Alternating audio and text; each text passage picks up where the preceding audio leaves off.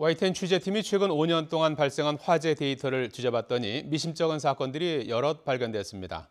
같은 사건을 놓고 소방은 방화다, 경찰은 아니다 이렇게 전혀 다른 판단을 내린 겁니다. 오늘 국정감사에서도 이 문제가 다뤄질 예정인데요. 이승배 기자입니다.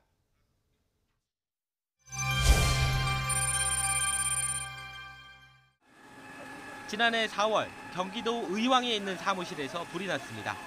직원들은 모두 퇴근한 뒤였습니다. 소방관은 방화에 무게를 실었습니다. 마치 기름이 튄 것처럼 탄 모양, 스플래시 패턴이 발견됐기 때문입니다.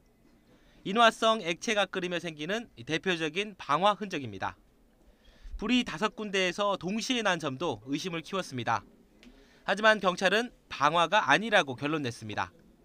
누군가 침입한 흔적도 딱히 불이 난 원인도 못 찾았다는 것이 이유입니다. 5년 전 충북 괴산에서 난 술집 화재도 이상합니다. 소방은 주인을 의심했습니다. 장사가 잘 안 됐고 2달 전에 보험에 가입한 사실도 알아냈습니다. 하지만 경찰 수사는 전선이 끊어진 흔적 등에 기반해 전기적 요인에 의한 화재로 끝났습니다. 전선이 녹은 게 전기적 요인 때문인지 화재에 열로 녹은 건지 알기 힘든데도 서둘러 수사를 마무리한 셈입니다. 비단 이뿐만이 아닙니다. YTN의 데이터 저널리즘 전담팀인 DNA팀이 소방과 경찰의 지난 5년간의 보고서를 분석했는데요. 앞서 보신 사례를 포함해서 미심쩍은 화재 사건을 줄줄이 확인할 수가 있었습니다. 소방은 하나같이 방화에 손을 들었지만 경찰은 아니라고 했습니다.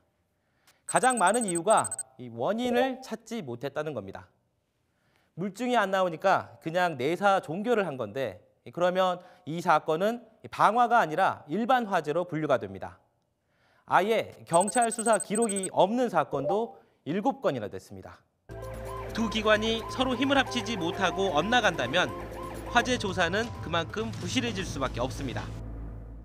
우리 같은 경우에는 소방의 역할이 매우 제한적입니다. 특히 소방 측이 작성한 보고서를 이 수사에 반영하는 여부조차도 이 경찰이 판단하기 때문에 그 부분도 조금 저는 문제가 있다고 생각을 합니다. 화재 부실 수사 실태를 밝혀낸 YTN의 연속 보도 이후 경찰청장과 소방청장은 직접 만나 공조 방안을 논의하고 정보 공유 등을 강화하는 내용의 협약을 체결했습니다. 하지만 양측의 화재 데이터가 제각각 관리되고 있어 공조 실태를 파악하기 위해서는 국가 통계의 통합 작성부터 필요한 현실입니다. YTN 이승배입니다.